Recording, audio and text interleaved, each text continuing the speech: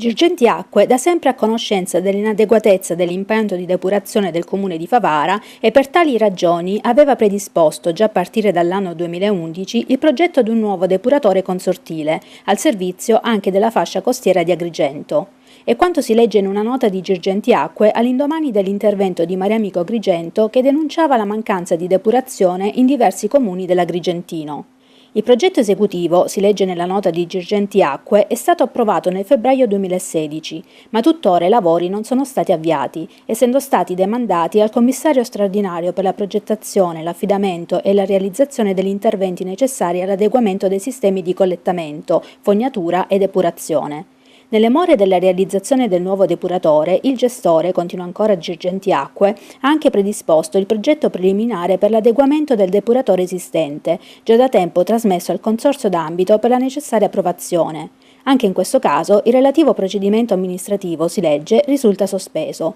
in attesa della suddetta determinazione del commissario straordinario. Girgenti Acque, in considerazione di quanto sopra rappresentato, pur avendo predisposto tutto quanto di propria competenza, conclude la nota stampa della società, non può che prendere atto del provvedimento di diniego del Dipartimento regionale dell'acqua e dei rifiuti, peraltro atteso, e continuare a gestire al meglio l'attuale impianto.